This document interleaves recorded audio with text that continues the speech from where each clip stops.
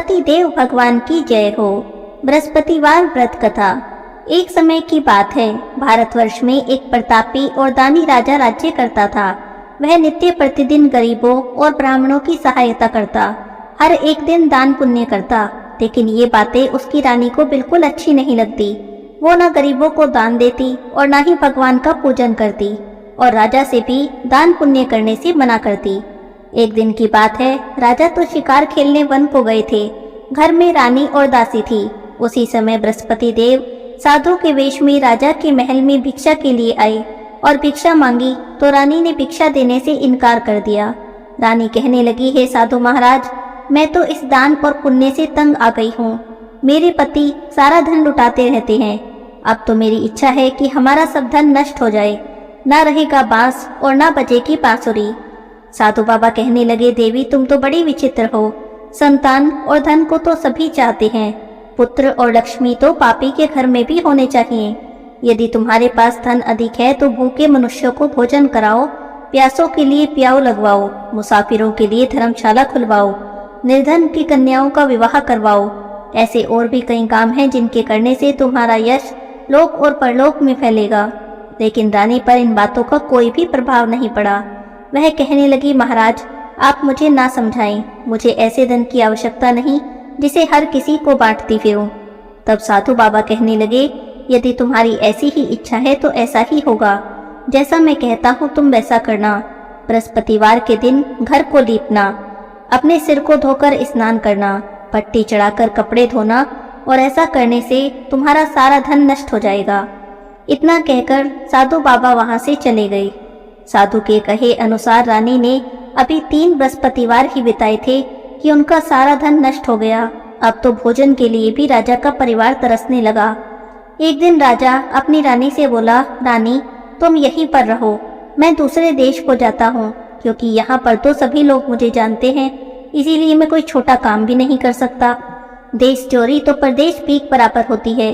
और ऐसा कहकर राजा परदेश को चला गया। वहां वह जंगल में जाता, लकड़ी काट कर लाता और शहर में बेचता। इस तरह से अपना जीवन व्यतीत करने लगा। इधर राजा के परदेश जाते ही रानी और दासी दुखी रहने लगी। एक बार रानी और दासी को 7 दिनों तक बिना भोजन के रहना पड़ा। तो रानी ने अपनी दासी से कहा, ये दासी, पास ही के नगर में मेरी बहन रहती है, वह बहुत धनवान है, तो उसके पास जा और वहां से कुछ बेचर ले आ, थोड़े दिन के लिए गुजर बसर हो जाएगी। दासी रानी की बहन के पास गई। उस दिन गुरुवार का दिन था और रानी की बहन उस समय बृहस्पतिवार व्रत की कथा सुन रही थी। दासी ने रानी की बहन को अपनी रानी का संदेश दिया, लेकिन रानी की बड़ी बहन ने कोई भी उत्तर नहीं दिया।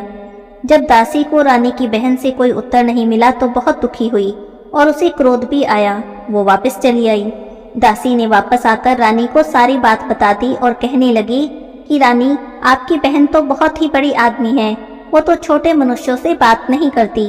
उधर रानी की बहन ने सोचा कि मेरी बहन की दासी आई थी पर मैं उससे नहीं बोली, इससे वो बहुत दुखी हुई होगी। यह सोचकर कथा को सुनकर पूजन समाप्त करके वह भागी भागी अपनी बहन के घर आई और कहने लगी, हे बहन, आज बृहस्पतिवार का दिन है, मैं बृहस्पतिवार का व्रत कर रही थी। तुम्हारी दासी मेरे घर गई, पर जब तक कथा होती है तब तक तो ना उठते हैं और ना ही बोलते हैं, इसीलिए मैं नहीं बोली। कहो दासी, तुम क्यों गई थी? तब रानी कहने लगी, बहन तुमसे क्या छिपाऊं, हमारे घर में खाने तक को अनाज नहीं था। और ऐसा कहते कहते रानी की आंखें भर आई। उसने दासी समेत पिछले 7 दिन से भूखे रहने की सारी बात अपनी बहन को बता दी। तब रानी की बहन बोली, देखो बहन, भगवान बृहस्पति देव सबकी मनोकामना पूरी करते हैं। अंदर जाकर देखो, शायद तुम्हारे घर में भी अनाज रखा हो। पहले तो रानी को विश्वास नहीं हुआ, पर जब बहन बार बार कहने लगी तो उसने अपनी दासी को अंदर भेजा। दासी अंदर गई तो उसे एक अनाज से भरा घड़ा मिल गया। यह देखकर दासी को बड़ी हैरानी हुई। तब दासी रानी से कहने लगी, हे रानी, देखो, जब हमें भोजन नहीं मिलता तो हम रोज ही व्रत करते हैं, क्यों न इनसे व्रत की कथा और व्रत की विधि पूछ ली जाए, इससे हम भी बृहस्पतिवार का व्रत किया करेंगे। तब रानी ने अपनी बहन से बृहस्पतिवार व्रत के बारे में पूछा। तब उसकी बहन कहने लगी कि बृहस्पतिवार के व्रत में चने की दाल और मुनक्का से विष्णु भगवान का केले की जड़ में पूजन करें और दीपक जलाएं, व्रत कथा सुने और पीला भोजन करें। इससे बृहस्पति देव प्रसन्न होते हैं। व्रत और पूजा की सारी विधि बताकर रानी की बहन अपने घर चली गई। 7 दिन के बाद जब गुरुवार आया तो रानी और दासी दोनों ने व्रत रखा। गुड़साल में जाकर चना और गुड़ ले आई, फिर उससे केले की जड़ में भगवान विष्णु का पूजन किया। अब पीला भोजन कहाँ से आए? इस बात को लेकर दोनों बड़ी दुखी थी, पर क्योंकि उन्होंने व्रत किया था इसीलिए बृहस्पति देव उनसे प्रसन्न थे। एक साधारण व्यक्ति का रूप धारण कर 2 थालों में सुंदर पीला भोजन लेकर आए और दासी को भोजन दे दिया। भोजन पाकर दासी बहुत प्रसन्न हुई। फिर रानी के साथ मिलकर उसने भोजन किया। उसके बाद तो वे हर गुरुवार को व्रत और पूजन करने लगी। बृहस्पति भगवान की कृपा से उनके पास फिर से धन संपत्ति आ गई। अब रानी फिर से पहले की तरह ही आलस्य करने लगी। तब दासी ने कहा, देखो रानी, तुम पहले भी इसी तरह आलस्य करती थी। तुम्हें धन के रखने में कष्ट होता था, इसी कारण सारा धन नष्ट हो गया। अब भगवान बृहस्पति देव की कृपा से फिर से धन मिला है तो तुम फिर आलस्य कर रही हो। रानी को समझाते हुए दासी ने कहा, बड़ी मुसीबतों के बाद हमने यह धन पाया है, इसीलिए हमें दान पुण्य करना चाहिए। भूखे मनुष्यों को भोजन कराओ और अपने धन को शुभ कार्यों में खर्च करो। इससे तुम्हारे कुल का यश बढ़ेगा, स्वर्ग की प्राप्ति होगी और पितृ प्रसन्न होंगे। दासी की बात मानकर रानी ने अपना धन शुभ कार्यों में खर्च करना शुरू कर दिया। पूरे नगर में उसका यश फैलने लगा। उधर प्रदेश में राजा बहुत दुखी था। रोज लकड़ियां काट कर लाता और उन्हें बेचता, इससे अपना गुजारा करता था। एक दिन दुखी होकर जंगल में ही एक पेड़ के नीचे बैठ गया। अपनी दशा को याद करके व्याकुल होकर रोने लगा। उस दिन बृहस्पतिवार का दिन था। तब उसने देखा कि निर्जन वन में एक साधु प्रकट हुए। साधु के वेश में स्वयं बृहस्पति देव भगवान थे। वे लक्कड़हारे के सामने आकर बोले, हे लक्कड़हारे, इस सुनसान जंगल में तुम चिंता में क्यों बैठे हो? तब लक्कड़हारे ने अपने दोनों हाथ जोड़ लिए, प्रणाम किया और कहने लगा, महात्मा जी, आप तो अंतर्यामी हैं, सब कुछ जानने वाले हैं, मैं आपसे क्या कहूँ। इतना कहकर रोने लगा और साधु को अपनी सारी बातें बता दी। तब साधु बाबा ने कहा कि तुम्हारी पत्नी ने बृहस्पतिवार के दिन बृहस्पति भगवान का निरादर किया था, इस कारण बृहस्पति भगवान नाराज हो गए और तुम्हारी ये दशा हो गई। अब तुम चिंता मत करो और मेरे कहे अनुसार करो, तुम्हारे सभी कष्ट दूर हो जाएंगे। भगवान तुम्हें पहले से भी अधिक संपत्ति देंगे। तुम बृहस्पतिवार का व्रत किया करो और बृहस्पतिवार के दिन कथा सुना करो। 2 पैसे के चने मुनक्का लाकर उनका प्रसाद बनाओ। शुद्ध जल से लोटे में शक्कर मिलाकर अमृत तैयार करो। कथा के बाद अपने सारे परिवार और सुनने वाले प्रेमियों में अमृत और प्रसाद बांटकर आप भी ग्रहण करो। ऐसा करने से बृहस्पति भगवान प्रसन्न होंगे और तुम्हारी सभी मनोकामनाएं पूरी करेंगे। साधु के ऐसे वचन सुनकर वह लक्कड़हारा कहने लगा, हे प्रभु, मुझे लकड़ी बेचकर इतना पैसा नहीं मिलता कि जिससे भोजन करने के बाद कुछ बचा सकूं। मैंने रात्रि में अपनी पत्नी को व्याकुल देखा है, मेरे पास कुछ भी नहीं जिससे उसकी खबर तो मंगा सकूं। तब साधु कहने लगे, तुम किसी बात की चिंता मत करो। बृहस्पतिवार के दिन तुम रोजाना की तरह लकड़ियां लेकर शहर को जाओगे तो तुम्हें रोज से दुगना धन प्राप्त होगा। इससे तुम भली भांति भोजन कर लोगे और बृहस्पति देव की पूजा का सामान भी आ जाएगा। और बृहस्पतिवार की कहानी इस प्रकार से है। प्राचीन काल में एक ब्राह्मण था। वह बहुत निर्धन था, उसके कोई संतान भी नहीं थी। उसकी पत्नी बहुत मलिनता के साथ रहती। वह न स्नान करती न किसी देवता का पूजन करती। इससे ब्राह्मण देवता बड़े दुखी थे। बेचारे बहुत कुछ कहते किंतु उसका कुछ भी परिणाम नहीं निकला। भगवान की कृपा से ब्राह्मण की स्त्री के कन्या रूपी रत्न पैदा हुआ। वह कन्या बड़ी होने पर प्रातःकाल स्नान करती, भगवान विष्णु की पूजा करती और बृहस्पतिवार का व्रत करती। अपने पूजा पाठ को समाप्त करके विद्यालय जाती तो अपनी मुट्ठी में जौ भर के ले जाती और पाठशाला के मार्ग में डालती जाती। तब ये जौ स्वर्ण के हो जाते तो लौटते समय उनको बीनकर घर ले आती। एक दिन की बात है, वह बालिका सूप में उन सोने के जौ को फटक कर साफ कर रही थी। तब उसकी माता ने देख लिया और कहने लगी, हे बेटी, सोने के जौ फटकने के लिए तो सूप भी सोने का होना चाहिए। दूसरे दिन बृहस्पतिवार था। इस कन्या ने व्रत रखा और बृहस्पति देव से प्रार्थना करके कहा, हे प्रभु, मैंने आपकी पूजा सच्चे मन से की हो तो मेरे लिए सोने का सूप दे दो। बृहस्पति देव ने उसकी प्रार्थना स्वीकार कर ली। रोजाना की तरह वह कन्या जौ फैलाती हुई जाने लगी। जब लौटकर जौ बीन रही थी तो बृहस्पति देव की कृपा से सोने का सूप मिला। उसे वह घर ले आई और उसमें जौ साफ करने लगी, परंतु उसकी माँ का वही ढंग रहा। एक दिन की बात है, वह कन्या सोने के सूप में जौ साफ कर रही थी। उसी समय उस शहर का राजपुत्र वहां से होकर निकला। इस कन्या के रूप और कार्य को देखकर मोहित हो गया। अपने घर आकर भोजन और जल त्याग कर उदास होकर लेट गया। राजा को जब इस बात का पता चला तो अपने प्रधानमंत्री के साथ उसके पास गए और कहने लगे, हे बेटा, तुम्हें किस बात का कष्ट है? क्या किसी ने तुम्हारा अपमान किया है अथवा और कोई कारण है? कहो, मैं वही कार्य करूंगा जिससे तुम्हें प्रसन्नता हो। अपने पिता की राजकुमार ने बातें सुनी तो वह कहने लगा, पिताजी, मुझे आपकी कृपा से किसी बात का दुख नहीं, किसी ने मेरा अपमान भी नहीं किया, पर मैं उस लड़की से विवाह करना चाहता हूँ जो सोने के सूप में जौ साफ कर रही थी। इतना सुनकर तो राजा आश्चर्य में पड़ गया और कहने लगा, बेटा, इस तरह की कन्या का पता तुम ही लगाओ, मैं उसके साथ तुम्हारा विवाह अवश्य ही करवा दूंगा। अब राजकुमार ने उस लड़की के घर का पता बताया तो मंत्री उस लड़की के घर गए और ब्राह्मण देवता को सभी हाल बताया। ब्राह्मण राजकुमार के साथ अपनी कन्या का विवाह करने के लिए तैयार हो गए। विधि विधान से ब्राह्मण की कन्या का विवाह राजकुमार से हो गया। कन्या के घर से जाते ही पहले की भांति ब्राह्मण देवता के घर में गरीबी का निवास हो गया। अब तो भोजन के लिए भी अन्न बड़ी मुश्किल से मिलता था। एक दिन दुखी होकर ब्राह्मण देवता अपनी पुत्री के पास गए। बेटी ने पिता की दुखी अवस्था को देखा तो अपनी माँ का हाल पूछा। तब ब्राह्मण ने सभी हाल कह दिया। कन्या ने बहुत सा धन देकर अपने पिता को विदा कर दिया। इस तरह ब्राह्मण का कुछ समय सुख से बीता। कुछ दिन बाद फिर से वही हाल हो गया। ब्राह्मण फिर अपनी कन्या के यहाँ गए और सारा हाल कहा तो लड़की कहने लगी, पिताजी, आप माताजी को यहीं ले आओ, मैं उन्हें विधि बता दूंगी जिससे गरीबी दूर हो जाएगी। ब्राह्मण देवता अपनी पत्नी को साथ लेकर पहुंचे तो बेटी अपनी माँ को समझाने लगी, हे माँ, तुम प्रातःकाल उठकर पहले स्नान करके भगवान विष्णु का पूजन किया करो, बृहस्पतिवार का व्रत किया करो और कथा पढ़ा करो, तो तुम्हारी सारी दरिद्रता दूर हो जाएगी। पर उसकी माँ ने उसकी एक भी बात नहीं मानी। प्रातःकाल उठकर अपनी पुत्री के बच्चों की झूठन को खा लिया। इससे उसकी पुत्री को बहुत गुस्सा आया और एक रात को कोठड़ी से सभी सामान निकाला और अपनी माँ को उसमें बंद कर दिया। प्रातःकाल उसे निकाला, स्नान आदि करा के पाठ करवाया तो उसकी माँ की बुद्धि भी ठीक हो गई। फिर तो वह प्रत्येक बृहस्पतिवार को व्रत करने लगी और विष्णु भगवान का पूजन करने लगी। इस व्रत के प्रभाव से उसके माता पिता बहुत ही धनवान और पुत्रवान हो गए। बृहस्पति भगवान की कृपा से इस लोक में सभी सुखों को भोगकर स्वर्ग को प्राप्त हुए। बोलिए बृहस्पति देव भगवान की जय हो। इस तरह लक्कड़हारे को बृहस्पति देव की कथा सुनाकर साधु बाबा वहां से अंतर ध्यान हो गए।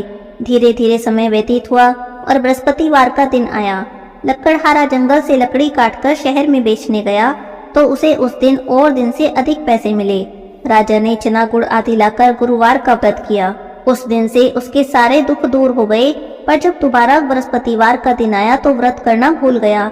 इस कारण बृहस्पति भगवान उससे नाराज हो गए। उस दिन उस नगर के राजा ने विशाल यज्ञ का आयोजन किया और शहर में घोषणा करा दी कि कोई भी मनुष्य अपने घर भोजन नहीं बनाएगा और न ही आग जलाएगा। सभी जनता मेरे यहाँ भोजन करने आएगी और इस आज्ञा को जो न मानेगा उसे फांसी की सजा दी जाएगी। इस तरह की घोषणा सारे नगर में करवा दी गई। राजा की आज्ञा के अनुसार शहर के सभी लोग भोजन करने गए, लेकिन लक्कड़हारे को कुछ देर हो गई। इसीलिए राजा उसे अपने साथ घर ले गए और ले जाकर भोजन करा रहे थे तो रानी की दृष्टि उस खूंटी पर पड़ी जिस पर उसका हार लटका हुआ था। वह हार उसे वहां पर दिखाई नहीं दिया। तब रानी ने सोचा कि मेरा हार इसी मनुष्य ने चुराया है और उसी समय सिपाही बुलाकर उसे कारागार में डलवा दिया। जब लक्कड़हारा कारागार में पड़ गया तब बहुत दुखी हो गया और सोचने लगा, ना जाने कौन से पूर्व जन्म के कर्म से मुझे यह दुख प्राप्त हुआ है। उसी साधु को याद करने लगा जो जंगल में मिला था। उसी समय तत्काल बृहस्पति देव साधु के रूप में प्रकट हुए और उसकी दशा को देखकर कहने लगे, अरे मूर्ख, तूने बृहस्पति देव की कथा नहीं की, इसी कारण तुझे यह दुख प्राप्त हुआ है। अब तू चिंता मत कर, बृहस्पतिवार के दिन कारागार के दरवाजे पर तुझे 4 पैसे पड़े मिलेंगे। उनसे तू बृहस्पति देव की पूजा करना तो तेरे सारे दुख दूर हो जाएंगे। बृहस्पतिवार का दिन आने पर उसे 4 पैसे मिले। लक्कड़हारे ने कथा कही। उसी रात्रि को बृहस्पति देव ने उस नगर के राजा को स्वप्न में कहा, हे राजा, तुमने जिस आदमी को कारागार में बंद किया है वह निर्दोष है, वह राजा है, उसे छोड़ दो। रानी का हार उसी खूंटी पर लटका है। अगर तुम ऐसा नहीं करोगे तो मैं तुम्हारे राज्य को नष्ट कर दूंगा। इस तरह की रात्रि स्वप्न को देखकर जब राजा सुबह उठा तो खूंटी पर हार देखकर लकड़हारे को बुलाया और उससे क्षमा मांगी। लकड़हारे को योग्य सुंदर वस्त्र आभूषण देकर विदा कर दिया। बृहस्पति देव की आज्ञा से लकड़हारा अपने नगर को चल दिया। जब राजा अपने नगर के निकट पहुंचा तो उसे बड़ा आश्चर्य हुआ। नगर में पहले से अधिक बाग, तालाब, कुएं, बहुत सी धर्मशाला, मंदिर आदि बने हुए थे। राजा ने पूछा, ये किसका बाग और धर्मशाला है? तो नगर के सभी लोग कहने लगे, ये तो सब रानी और दासी के हैं। अब राजा को आश्चर्य हुआ और गुस्सा भी आया। जब रानी ने खबर सुनी कि राजा आ रहे हैं तो उन्होंने दासी से कहा, दासी देखो, राजा हमें कितनी बुरी हालत में छोड़कर गए थे। अब हमारी ऐसी हालत देखकर वो लौट न जाएं, इसीलिए तुम दरवाजे पर खड़ी हो जाओ। आज्ञा के अनुसार दासी दरवाजे पर खड़ी हो गई। जब राजा आए तो उन्हें अपने साथ लिवा लाई। अब राजा ने क्रोध करके अपनी रानी से पूछा, बताओ ये धन तुम्हें कैसे प्राप्त हुआ? तब रानी और दासी ने कहा कि हमें तो यह सब धन बृहस्पति देव के व्रत के प्रभाव से प्राप्त हुआ है। अब तो राजा ने निश्चय किया कि 7 रोज बाद तो सभी बृहस्पति देव का पूजन करते हैं, पर मैं रोज बृहस्पति देव का पूजन किया करूंगा। दिन में 3 बार कहानी कहूंगा और रोज व्रत करूंगा। अब हर समय राजा के दुपट्टे में चने की दाल बंधी रहती। राजा दिन में 3 बार कहानी कहता। एक रोज राजा ने सोचा कि चलो अपनी बहन के यहाँ मिलकर आते हैं। इस तरह निश्चय करके राजा घोड़े पर सवार हो अपनी बहन के यहाँ चलने लगा। मार्ग में उसने देखा कि कुछ आदमी एक मुर्दे को लिए जा रहे थे। उन्हें रोककर राजा कहने लगा, अरे भाइयों रुको, मेरी बृहस्पति देव की कथा सुन लो। तो वे कहने लगे, लो हमारा तो आदमी मर गया है, इसे अपनी कथा की पड़ी है। पर उसमें से कुछ आदमी बोले, अच्छा ठीक है, कहो, हम तुम्हारी कथा भी सुनेंगे। राजा ने दाल निकाली और कथा कहने लगा। जब कथा आदि हुई तो मुर्दा हिलने लग गया। जब बृहस्पति देव की कथा समाप्त हो गई तो राम राम करके वह मनुष्य उठकर खड़ा हो गया। राजा आगे चला।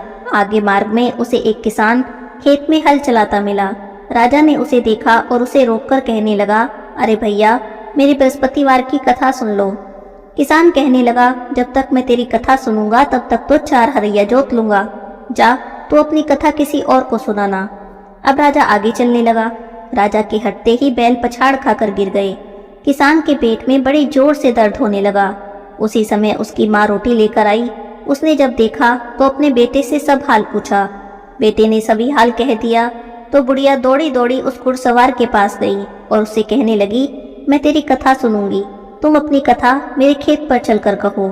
अब राजा ने बुढ़िया के खेत पर जाकर कथा कही। उसे सुनते ही बैल उठकर खड़े हो गए और किसान के पेट का दर्द भी बंद हो गया। चलते चलते राजा अपनी बहन के घर पहुंच गया। बहन ने भाई की खूब मेहमानी की। दूसरे रोज जब प्रातःकाल राजा जगा तो देखने लगा कि सभी लोग भोजन कर रहे हैं। तो राजा अपनी बहन से कहने लगा, ऐसा कोई मनुष्य हो जिसने भोजन नहीं किया हो तो मेरी बृहस्पतिवार की कथा सुन ले।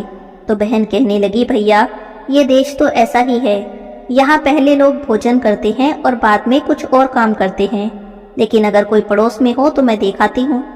ऐसा कहकर वो देखने चली, पर उसे कोई भी ऐसा व्यक्ति नहीं मिला जिसने भोजन न किया हो। अंत में वह एक कुम्हार के घर में गई। उस कुम्हार का लड़का बीमार था। उसे पता चला कि उनके यहाँ तो 3 रोज से किसी ने भोजन नहीं किया। तब रानी ने अपने भाई की कथा सुनने के लिए कुम्हार से कहा तो वो तैयार हो गया। राजा ने उसके घर जाकर बृहस्पतिवार की कथा कही, जिसे सुनकर उसका लड़का ठीक हो गया। अब तो राजा की प्रशंसा होने लगी। कुछ दिनों तक राजा अपनी बहन के घर में रहा। फिर एक दिन कहने लगा, बहन हम अपने घर को जाएंगे, तुम भी तैयार हो जाओ। राजा की बहन ने अपनी सास से कहा। सास कहने लगी, हाँ चली जा, पर अपने लड़के को मत ले जाना क्योंकि तेरे भाई की कोई औलाद नहीं है। तब बहन भाई से कहने लगी, भैया मैं तो चलूंगी पर कोई बालक नहीं जाएगा। राजा कहने लगा, जब कोई बालक नहीं जाएगा तब तुम ही क्या करोगी। बड़े दुखी मन से राजा अपने नगर को लौट आया। आकर राजा ने अपनी रानी से कहा, हम निर्वंशी राजा हैं, हमारा तो मुख देखने का भी धर्म नहीं और कुछ भी भोजन आदि नहीं किया। उदास होकर लेट गया। तब रानी कहने लगी, हे प्रभु, बृहस्पति देव ने हमें सब कुछ दिया है, वे हमें औलाद भी अवश्य देंगे। उसी रात को बृहस्पति देव ने राजा से स्वप्न में कहा, हे राजा उठ, सभी सोच को त्याग दे, तेरी रानी गर्भ से है। राजा को ये बात सुनकर बड़ी खुशी हुई। 9वें महीने में रानी ने एक सुंदर पुत्र को जन्म दिया। अब राजा कहने लगा, हे रानी, स्त्री बिना भोजन के रह सकती है, बिना कहे नहीं रह सकती। जब मेरी बहन आए तो तुम उससे कुछ मत कहना। रानी ने सुनकर हाँ कर दी। जब राजा की बहन ने यह शुभ समाचार सुना तो वह बहुत खुशी हुई और बधाई देकर अपने भाई के घर आई। तब रानी कहने लगी, घोड़ा चढ़कर तो नहीं आई, गधा चढ़ी आई हो। राजा की बहन बोली, भाभी, मैं ऐसे न कहती तो तुम्हें औलाद कैसे मिलती। बृहस्पति देव ऐसे ही हैं, जैसी जिसके मन में कामना होती है सभी को पूर्ण करते हैं। जो सद्भावना से बृहस्पतिवार का व्रत करते हैं, बृहस्पतिवार की कथा पढ़ते हैं, सुनते हैं या दूसरों को सुनाते हैं, बृहस्पति देव उनकी सभी मनोकामना पूरी करते हैं। भगवान बृहस्पति देव उनकी सदैव रक्षा करते हैं। संसार में जो भी मनुष्य सद्भावना से भगवान जी का पूजन व्रत सच्चे हृदय से करते हैं तो उनकी सभी मनोकामनाएं पूर्ण होती हैं। जैसी सच्ची भावना से राजा और रानी ने उनकी कथा का गुणगान किया तो उनकी सभी इच्छाएं बृहस्पति देव जी ने पूरी की। इसीलिए कथा सुनने के बाद प्रसाद लेकर जाना चाहिए और हृदय में उनका मनन करते हुए जयकारा बोलना चाहिए। बोलो बृहस्पति देव भगवान की जय हो, विष्णु भगवान की जय हो। बृहस्पति भगवान की आरती। ओम जय बृहस्पति देवा, ओम जय बृहस्पति देवा, छिन छिन भोग लगाओ, कदली फल मेवा।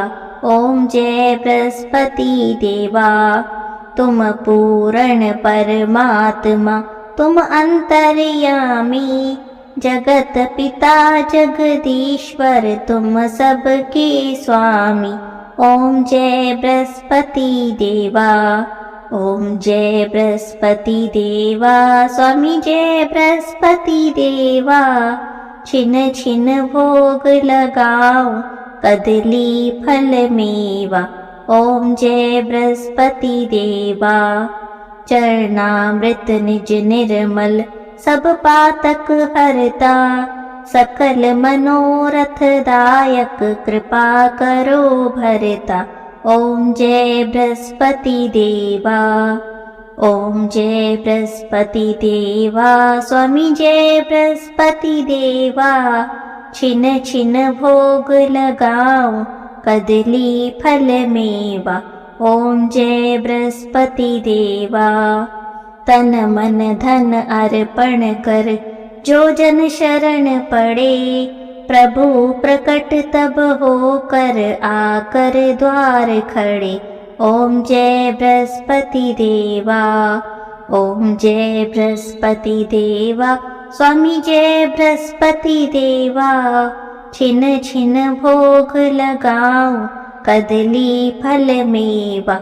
ओम जय बृहस्पति देवा, दीन दयाल दयानिधि, भक्तन हितकारी, पाप दोष सब हरता, भव बंधन हारी। ओम जय बृहस्पति देवा, ओम जय बृहस्पति देवा, स्वामी जय बृहस्पति देवा, छिन छिन भोग लगाओ, कदली फल मेवा। ओम जय बृहस्पति देवा, सकल मनोरथ दायक, सब संशय हारो, विषय विकार मिटाओ, संतन सुखकारी। ओम जय बृहस्पति देवा, ओम जय बृहस्पति देवा, स्वामी जय बृहस्पति देवा, छिन छिन भोग लगाओ, कदली फल मेवा। ओम जय बृहस्पति देवा, जो कोई आरती तेरी प्रेम सहित गावे, जेठानंद आनंद कर सो निश्चय पावे। ओम जय बृहस्पति देवा, ओम जय बृहस्पति देवा, स्वामी जय बृहस्पति देवा, छिन छिन भोग लगाओ, कदली फल मेवा। ओम जय बृहस्पति देवा। सब बोलिए विष्णु भगवान की जय हो, बृहस्पति देव भगवान की जय हो।